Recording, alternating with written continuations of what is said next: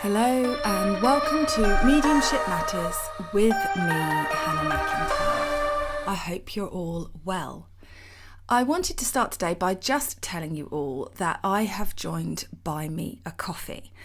No pressure at all, but if you would like to support the podcast and keep it advert free, I'm trying to keep it advert free because I hate adverts on podcasts, but equally it's a labour of love and a lot of time and effort and so trying to find that balance always. So if you would like to support the podcast, please visit buymeacoffee.com/Hannah Medium and you will see options there.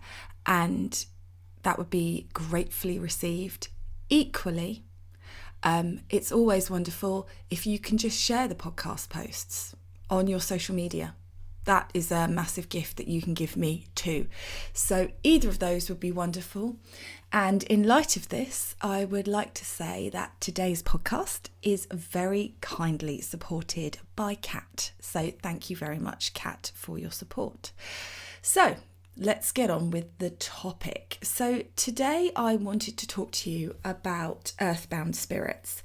Now, I know that I've done a podcast about the dark side of mediumship before and all that kind of thing, but I was listening to another medium talk quite recently about Earthbound spirits, and I just want to talk to you guys about where I'm at with them. And as always, just disclaimer, reminder, whatever you want to call it, that we're all on a process. We're all on a journey. And you guys know that there was a time when I believed that spirits could get trapped here. Absolutely believe that. So I don't hold any shade towards anybody that believes that at all. But I have had quite a journey with that, and I find it very frustrating when people get stuck into a pattern with their beliefs. So whatever you do with your mediumship and your spirituality, the biggest gift that you can give yourself is questioning and learning and being as open as possible to all possible answers and outcomes, not just the ones that you think are going to come, believe are going to come. And it's a really hard thing to ask. It's a really hard thing to ask you to be just open and surrendering to the answer. And it took Spirit a long time for them to be able to get this answer to me. But the only reason that they were able to is because I made myself available to the answer. I asked and I let them teach me. And this is something that we need to be talking about because there is no facts. I mean, there is facts in spirituality and mediumship. Of course there is. There's evidential mediumship. But I think a lot of spirituality is opinion. A lot of spirituality is people talking from the sum of their experiences. And where I think we get into the danger zone with that is people that think that the sum of their experiences so far are factual and can't take that moment to have a dialogue with the spirit world and speak to them and say, am I right with this, or am I confusing the issue? Is this spend some time telling me the answer. Let's explore this. What can I learn? And I'm not telling you that I have reached the answer in anything. And I really want to make that clear. All answers are journeys. You can only receive stuff through your level of perception at any one time.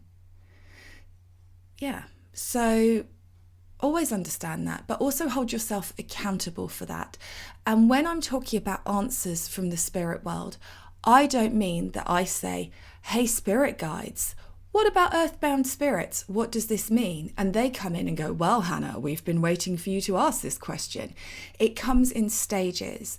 My questions about entity release, attachments, and earthbound spirits were given to me over the period of a year to 18 months because I had to unfold enough to be able to hear the answer. And you can, we're going back to valves again here, but it's such a good analogy. If you're receiving through those valves, you can only receive what you're able to receive, and you can't go from one way to completely open. You have to turn your valve slowly and gradually and allow it to become open with a naturalness. So just in case you've not heard previous episodes of the podcast, let me tell you a little bit of history about this. My first teacher, the lady who I owe so much to, such an amazing medium, believed when I worked with her, I don't know if she still does, in earthbound spirits and attachments and entities and all of that kind of stuff. And because she was my first teacher, I treated her almost with biblical knowledge. So it was very much everything she said I took as gospel. And that's, I think, how the journey starts for all of us, because there aren't many teachers out there that deliver from a place of, you have the answer, you know what's best for you. A lot of teachers come from their teaching, their experiences, and it becomes cyclical, it becomes recycled. And I did that. I'm not judging anyone that does that. I did that. So I got taught by my teacher stuff. When I became a teacher, I taught her stuff, which she had been taught by her teacher, and the cycle continued and the cycle continued. And I'm really lucky, I think. Well, it's equally a blessing and a curse that I have a super clinical, questioning mind.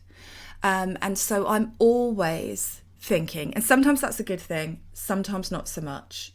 Sometimes it leads to existential crises, but sometimes it helps me to be open to the answer, because if you don't ask, you don't receive. The spirit world aren't going to come in and tap you on the shoulder and say, hey, you're getting it all wrong. It's kind of your responsibility to open up to it and say, hey. And so I was a trained entity release practitioner. I had a certificate and everything, guys. Like, oh my God. And when I was working with that, in my mind's eye, I saw some absolutely crazy shit. Some really scary stuff, and spooky stuff. And it took me a long time to understand that that was my brain's interpretation of things. And a lot of it was the work with the shamanic people that helped me with that, because when we went to the shadow level, or whatever you call it, it's not the, oh God, I'm such a bad pupil. Anyway, you go down into the dark and it's a bit creepy and a bit uncomfortable, but you find things out about yourself that, it's like the underworld, but it's not the underworld. Sorry, shamans, don't be shaking your heads at me. I try my absolute hardest. But that really taught me that your mind will feel an energy and pick up an energy, and it will bring you something spooky and horrible because it's an uncomfortable energy and your brain is trying to interpret it through the filter. A lot of people, when they're working with energy in the spirit world, think that the picture that they receive is the picture. And I don't think it always is. In fact, I think it rarely is. Sometimes it is. But what's more likely to happen is that you will get your brain will go through its knowledge base of images and objects and things you've seen and experienced, and then it will try and bring you the best fit image.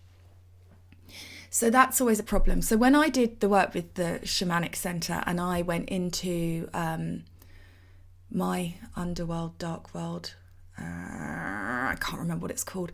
Anyway, for example, with me, there was this beautiful golden bejeweled treasure chest that just came out of the mist in my mind's eye, and it was huge. It was like a blanket box covered in blue and red gems, gold. I can see it so clearly. And when I opened that box up, inside was a little screwed up, almost mummified, almost fetal version of me, with no hair, all looked starved and crispy. And if you've seen Harry Potter, you'll know it's like Voldemort in that, a bit like that, when he gets all screwed up and shrunken and fetal. It was like that. And it was when I opened the treasure chest, it was such a, what the hell is that? And then I realised it was me. I realised it had my face.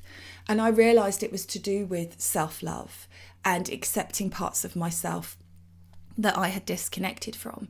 And so I picked up that husk of crusty disgustingness and I held it to my chest and I rocked with it and I sang to it and I kissed it and I loved it. And in sitting with it, it expanded. It became hydrated. It grew hair. It became more like me and more like me and more like me. And ultimately, when it became exactly like me, I absorbed it back into myself. Now, that was a very visual experience for me of that moment. But the point I'm making here is when I first opened that treasure chest, I was horrified. It was disgusting. I wanted to turn away from it. I wanted to look away. And this is what I think happens with earthbound spirits.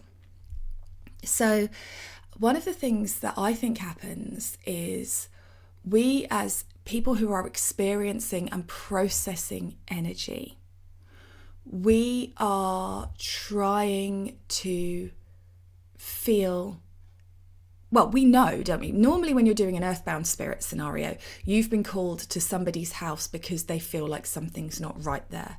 Or you're out in the world on, I hate the term ghost hunt, but you know what I mean. You're on that kind of experience. So you're going seeking, looking for the classic idea of ghosts. And of course, that means that is what your filters, your valves are turned to. They're on that kind of mode. And what I think an earthbound spirit actually is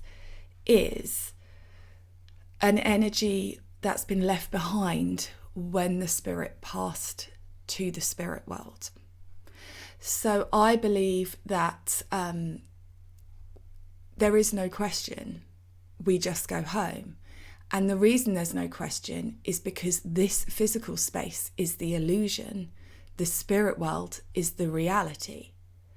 And so it's like shrugging off the outfit that you've been wearing at the end of the night. It's like you've been clubbing and you're kicking off your heels and you're taking off your outfit, your dress, and you're wiping off your makeup. But it's even more instantaneous than that. It's just your dress dropping to the floor or just you kicking off your heels. And that is, I'm back in spirit. You're just shrugging off the meat shell. And so there is no separation in the way that we think there is. And the reason why I found that out is because I asked spirit, because it just seemed weird to me that I was going into people's houses and then I was calling in the angels to help clear the energy and they were coming. But then on the other hand, we were being taught that angels were all seeing, almighty, all powerful. The spirit world sees and knows everything. The spirit world has an intelligence. So what are they doing with these? What are they just ignoring the stuck? And I heard somebody saying the other day that it's all about choice for the spirit. They've got to choose to go back home. They've got to choose to go through to the other side. But that again still speaks of separation, and I still don't think there is separation. Like every spirit that I've done an evidential connection with, they're with you and they're in heaven simultaneously. There is no choosing, no choice. It's not one or t'other. They're there. And I believe that all of us, every single soul that's here, whether we go down the rabbit hole that I was on the last podcast or not, every single soul that's here, it's our learning as an individual, yes, but do we think that we don't share that? Do we think that it's like like your homework where you don't want someone to copy and you're sitting at your desk at school with your arm around it and you're turning your shoulder to try and prevent someone having a look? Do we think that sounds like spirit, or do we think that sounds like humans? So I don't think there is. I think everything is combined and everybody learns from everybody. Every soul learns from every soul. Whether that soul is just one soul or multiple souls, who knows? But we all learn from everybody. It's a collective. We share. And so I don't believe that the souls would become trapped here because they haven't finished their learning journey in that abundance of learning that there is. I don't know. But anyway, so I just asked Spirit why they needed me to call them in to then help Spirit pass. Now, I have done rescue circles. I have seen spirits passing in the hundreds, in the thousands over to the other side. But did I see that? Or did I just see big healing? Did I just see I can't think of the word, dissolvement? That is not the word, but you know what I mean. The dissolving of the energies left behind. Because generally, in fact, always, when people talk about spirits that are trapped here, they've always passed in trauma, upset, sadness, horror, difficulty. You don't get a nan that dies 95 years old in her bed, falling asleep peacefully, ready to leave, her family around her, holding her hands, peacefully slipping away. You don't hear of those spirits being trapped on earth. And, you know, some of you will have had very bossy nans who won't have been ready to go. Are they trapped here on earth? No, I don't believe they are. And so I think what mediums are feeling in that scenario is the echo of the person that's been left behind. And quite often, and you'll see this on televised ghost hunts and when people are talking about it, these spirits are cyclical. They're walking in a cycle. They're seen in the same place, going round and round and round and round in the same place. And I actually think that's because they're not a spirit. It's the energy they've left behind that we can feel. And so that's why you get that kind of cyclical experience there. Because let's be honest, if you were Anne Boleyn, let's do Anne Boleyn, and you were treated abominably by Henry VIII, and then to make that even better, you ended up with your head lopped off, and you are haunting wherever she got her head chopped off. I'm not that good with Anne Boleyn, but you know what I mean. Wouldn't you also head over to Jamaica just to have a look? Like if you were trapped earthbound? Or are we saying that people only get trapped in areas? But we're not saying that, are we? Because Anne Boleyn's supposed to haunt many different places in the UK. So she's not just haunting Hever Castle, she's haunting other places, but she is trapped here. But equally, she's not gone to Jamaica to have a look round on holiday because she's trapped, but she's trapped in several different locations, but she's trapped. Do you see what I'm trying to get at here? Where's the logic? Where's the understanding of the intelligence of the spirit world? So again, I'm not telling you that this is the only way. All I'm asking you to do is think about it. If you are going on a hunt and you're looking for spirits or you're looking for ghosts, that's where your receiver is set to. So you are going to get those kind of creepy energies because that's what you're seeking. Have you thought about, well, why is it then that we can have haunted pubs?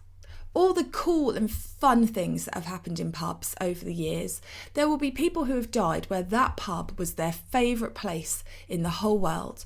But you never get Ken, bricklayer, 50 years old, this pub was his favourite place coming through, do you? You never get that on a ghost hunt. You always get the weary traveller who was poisoned on horseback when they stayed for the night on the run from the law. Or something like that. Why is that? Because Ken's not trapped, but the weary traveller is? Why is the weary traveller trapped and Ken isn't? Because we believe in a spirit world and a God and a presence that goes, you can stay, you can't? Or because we believe that that spirit has the option for all of the amazement of the spirit world and has shuffled off this mortal coil and then goes, no, it's all right, I'll stay, thanks. I don't think I'll finish my learning. Or it just seems...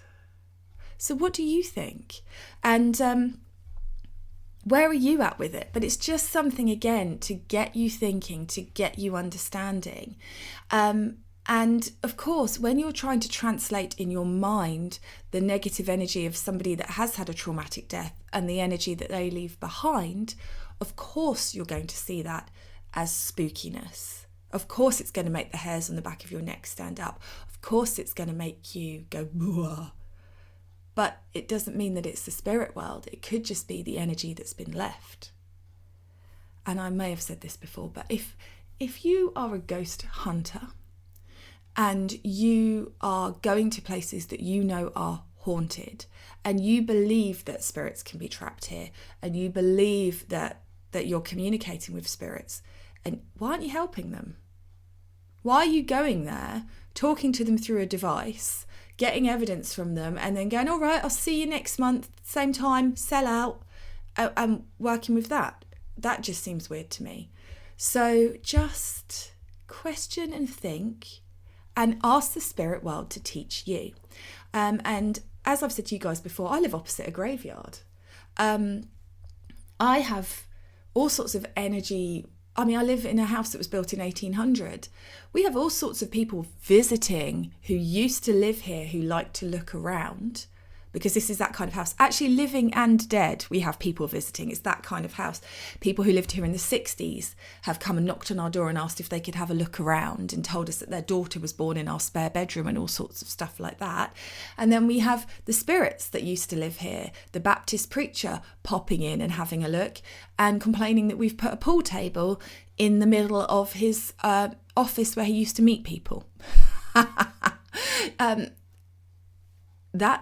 That's okay, but it's when we start thinking that people don't have easy and fluid passage that I think we're really working in something very limiting and very fearful. And as people who are working in the light and being that representation for the spirit world, you don't know where those messages are going to reach. You don't know what mum has lost their son because he sadly took his own life, is hearing you say that suicides often get trapped on earth, and then worrying even more in her grief and her loss that he's not okay. When every single spirit that I have ever spoken to, and I've had people that have had their lives taken from them, and I've had people that have taken their own lives, and I have had people who have fought to stay and been unable to stay. I've had somebody come through who was killed by a brick that fell off scaffolding, completely unexpectedly walking down the street. In all of that mix and match, none of them have ever said, I've become earthbound, I've been stuck. So what is that about? So yeah, something to chew over, something to think about, something to work where you sit with it. And I know this topic, when I sort of touched on it before in previous podcasts, it did press a few buttons, but message me. But message me more than just a story of your experience when you got spooked, because I can tell you times that I got spooked, and I may have shared this story before, but I'm going to share it with you anyway because it's hilarious. When I first started this journey with the spirit world, my sister came over, and she's got a little chihuahua, and Ren, the chihuahua, was barking into the corner of the room where we were sitting, and we both got a bit spooked, and we could both feel something in the corner of the room, and he was going wah wah wah wah wah wah wah wah, and I said, I don't know who you are, but please go away. You're freaking us out. And as soon as I said that, the barking, Ren sat down and went to sleep, and the feeling went. And then my sister said to me, I actually think that's worse than that he stopped and they went, because now that means there was something there. And the next week I went to my development circle, and my teacher said, why did you tell your grandmother to go away this week? So again, real lessons. It felt spooky, it felt scary, it felt uneasy, but it was my it's my granny. So why would I have, in real life, she was the softest, loveliest, sweetest lady ever. But of course, in that moment, because it was dark and it was nighttime and we'd been watching something stupid on the TV, we both went, ooh. And that's what we received back. But it doesn't mean it was fact. It just means that's how we were receiving. So yeah, tell me your thoughts. Let me know. But go on your own journey with it and see where that takes you.